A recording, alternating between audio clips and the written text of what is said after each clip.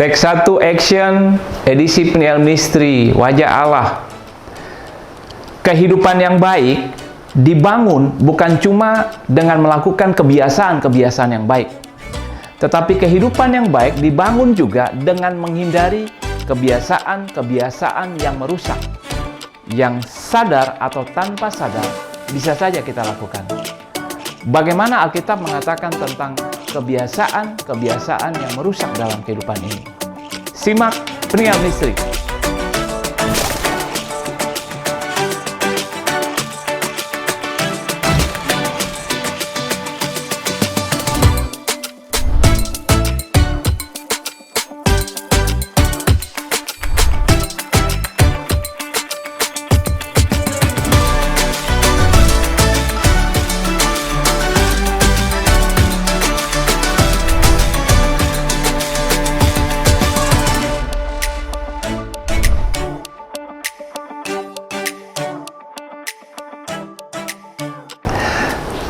Halo saudara-saudara, masih bersama dengan Peniel Misteri dalam acara Wajah Allah.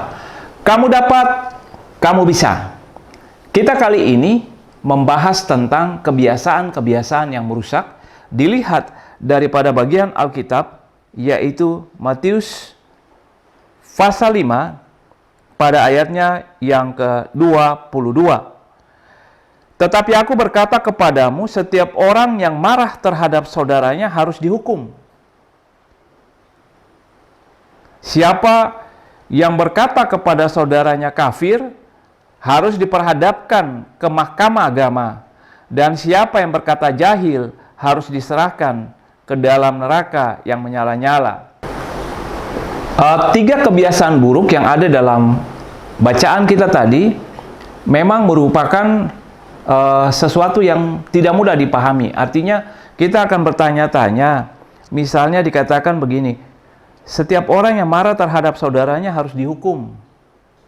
Padahal Rasul Paulus mengatakan jangan sampai matahari terbenam sebelum padam amarahmu. Rasul Paulus mengatakan begitu. Artinya Rasul Paulus membolehkan seseorang untuk marah. Nah, lalu di sini dikatakan bahwa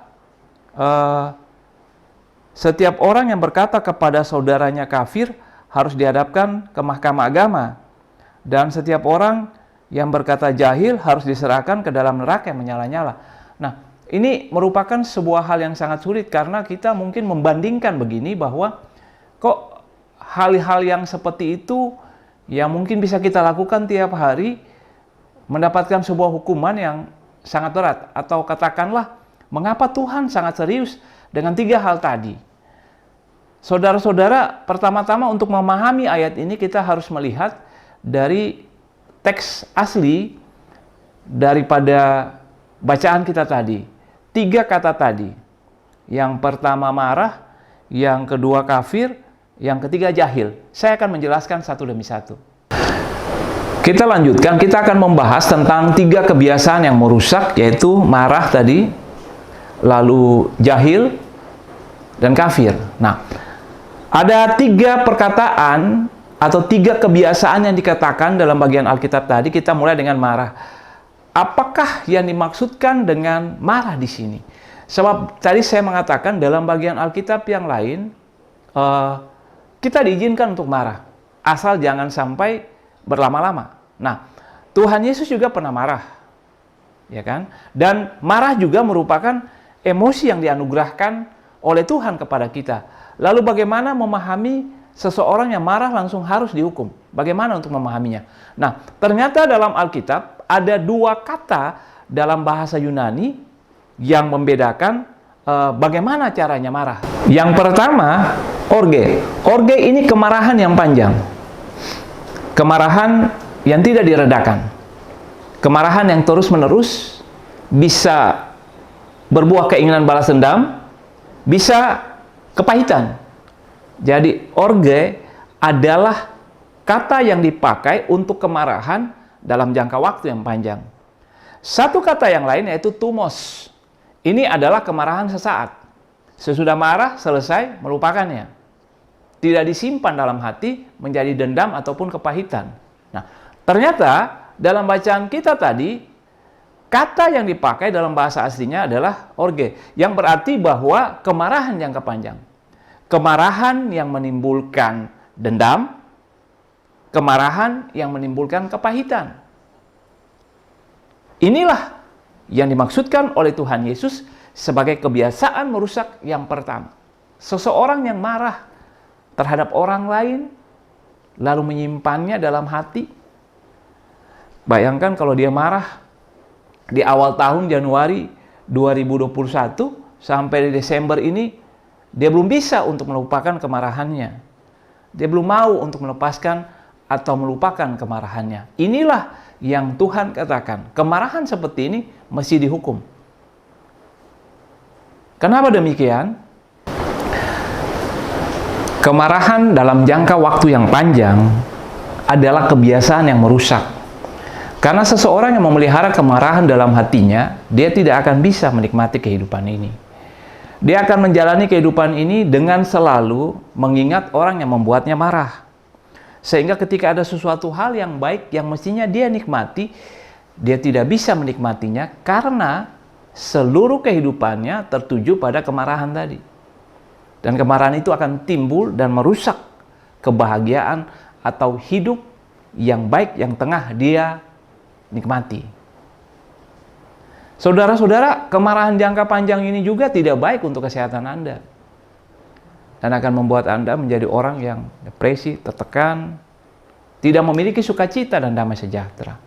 Itu akan menyingkirkan Anda dari dalam sebuah pergaulan. Anda akan menjadi orang yang terkucil. Anda akan sendirian. Gitu. Karena kemarahan itu akan Anda bawa kepada orang-orang yang terdekat di sekeliling Anda yang sebenarnya tidak bersalah. Apabila orang-orang itu adalah keluarga Anda, maka Anda tengah menghancurkan keluarga Anda. Apabila orang-orang itu adalah teman-teman, sahabat sekeliling Anda yang selalu menopang, menolong, mendorong, memotivasi, maka Anda tengah menghancurkan relasi-relasi yang baik yang justru menjadi penunjang kehidupan yang baik dalam hidup. Kemarahan yang panjang dalam jangka waktu yang lama akan menimbulkan dendam. Nah, dendam ini akan mendorong kita untuk berpikir dan bertindak membalas orang lain yang melakukan kesalahan pada kita. Oke, saya bertepuk tangan bila Anda memutuskan untuk membalasnya. Pertanyaannya yang muncul kemudian, apakah orang yang Anda lakukan sebuah tindakan yang buruk tidak akan membalas Anda di kemudian hari? Dan apakah ada jaminan bahwa balasannya tidak lebih kejam daripada perbuatan Anda?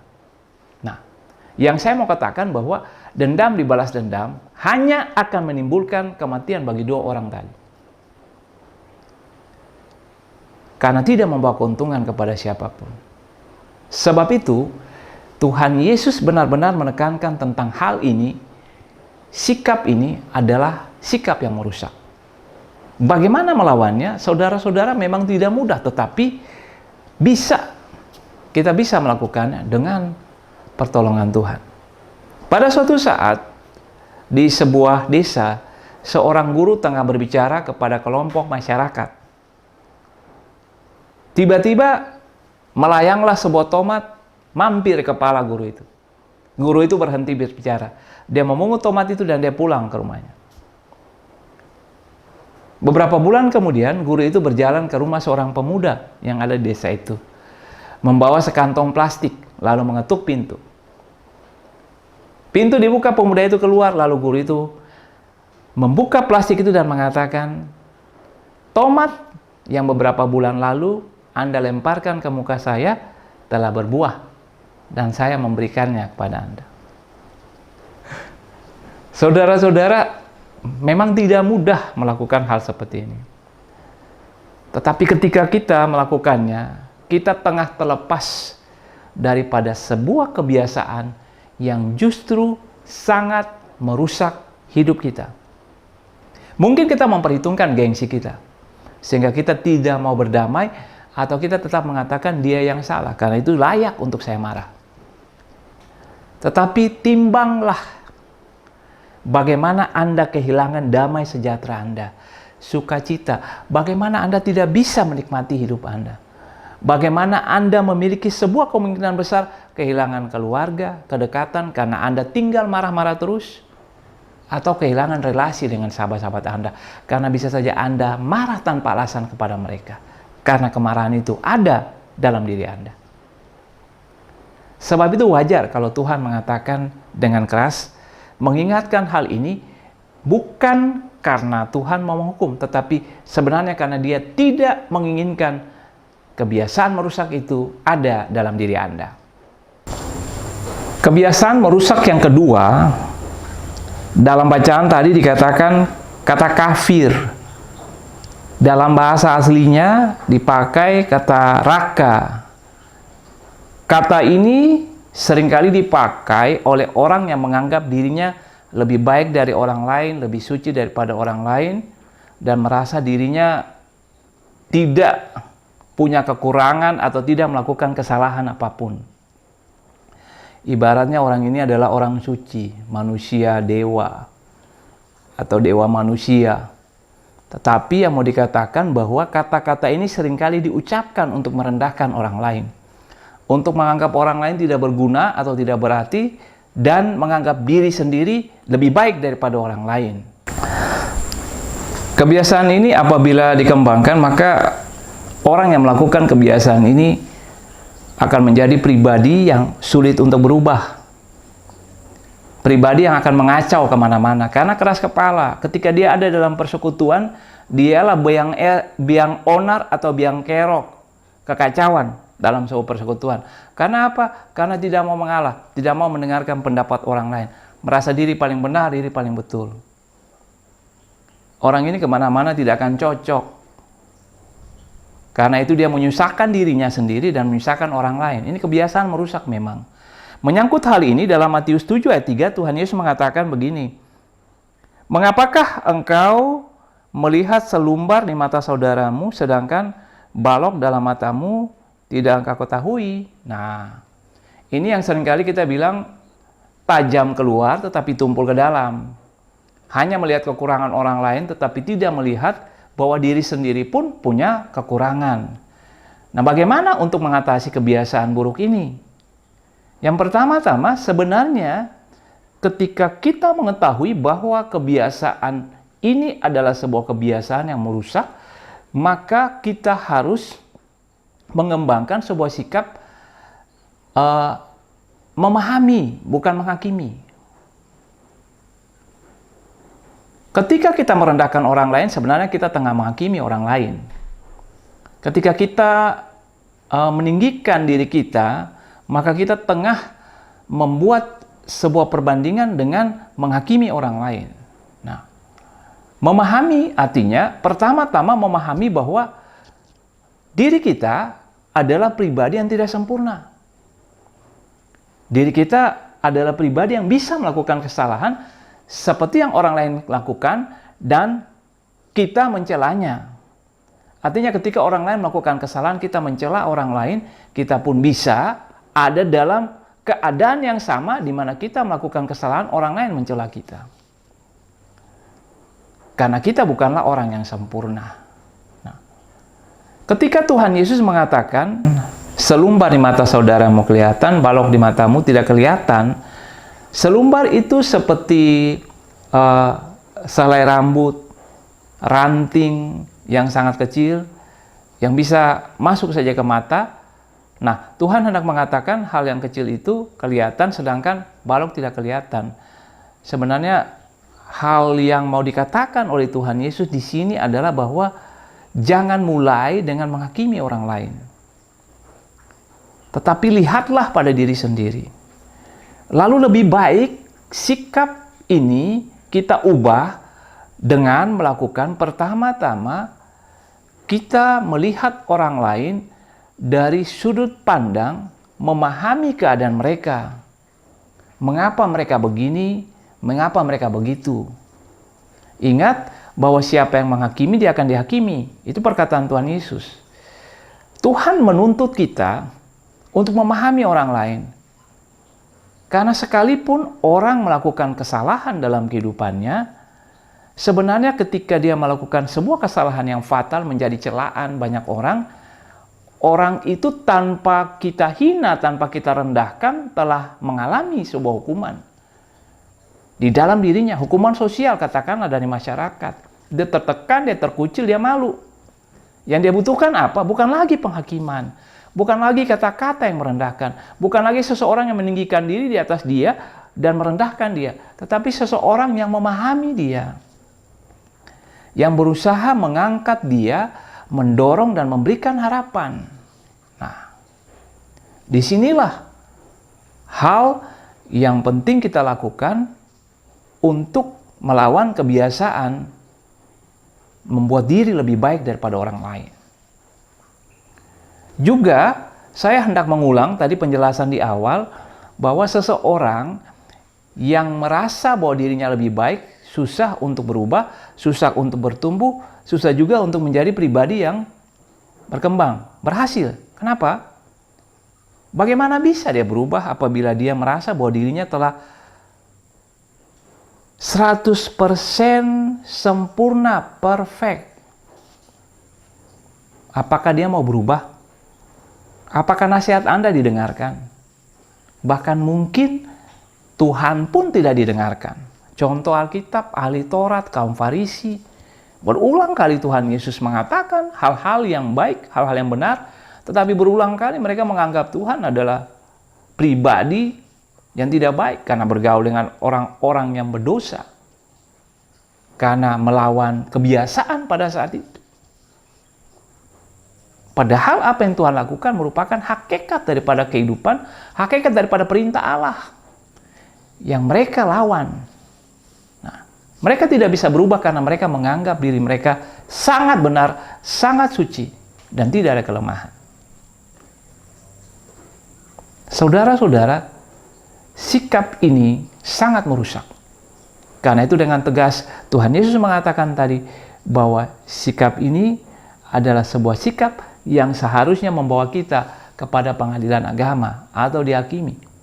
Karena tidak pantas kita memandang orang lain lebih rendah daripada diri kita. Sikap merusak yang ketiga ada dalam kata jahil yang dalam bahasa Yunaninya moros. Kata-kata ini seringkali dipakai untuk menggambarkan fitnahan yang keji. Kata-kata yang merusak kehidupan orang lain. Gosip, hoaks. Nah, bayangkan seseorang yang difitnah, yang kehidupannya diceritakan secara salah demi untuk membunuh karakter orang itu. Apa yang terjadi? Orang itu hidup, tetapi kehidupannya telah dirusak oleh fitnah, oleh gosip, oleh hoaks. Dan itu seringkali terjadi dalam kehidupan masyarakat pada saat itu. Orang berani untuk tampil menjadi saksi-saksi palsu dengan dibayar. Dan menyaksikan hal-hal yang sebenarnya tidak benar tentang seseorang demi uang. Dan orang yang disaksikan adalah orang-orang yang kemudian mengalami hukuman masyarakat maupun hukuman dalam pengadilan. Ini merupakan hal yang sangat keji karena merusak kehidupan seseorang. Nah, saudara-saudara, tiga hal ini yang dikatakan dalam ayat bacaan kita tadi. Tiga hal yang merusak. Yang mungkin sadar atau tanpa sadar bisa saja kita lakukan dalam kehidupan kita. Yang pertama, marah yang berkepanjangan. Yang kedua, memandang rendah orang lain, menganggap diri sendiri lebih hebat, dan tidak melakukan kesalahan atau tidak memiliki kekurangan. Yang ketiga adalah mengatakan hal-hal yang tidak benar tentang kehidupan orang lain untuk merusak kehidupan orang itu. Tuhan Yesus dengan keras mengatakan bahwa hal-hal ini ada hal-hal yang tidak baik karena sangat merusak kehidupan. Saudara-saudara, saya percaya ketika kita mengetahui hal ini, kita akan berusaha menghindarinya karena semua kita menginginkan kehidupan yang baik. Sekali lagi di akhir edisi ini, edisi Wajah Allah bersama dengan penyiar misteri, 3 kebiasaan merusak yang mesti dihindari, itulah tema kita. Kita diajak untuk melihat bahwa sebuah kehidupan yang baik tidak terjadi begitu saja. Mesti diupayakan, mesti dibangun, mesti diusahakan. Karena itu kita tidak hanya melakukan hal-hal yang baik, tetapi kita juga berusaha menghindari hal-hal yang mungkin dipraktekkan oleh banyak orang, tetapi dalam pandangan Tuhan dan bagi kita sebagai orang percaya adalah sesuatu yang merusak. Selamat menghindari hal-hal yang merusak kehidupan kita. Kita berjumpa kembali minggu depan dalam acara Wajah Allah bersama dengan kami, penyiar misteri. Kamu dapat, kamu bisa. Tuhan memberkati. Shalom.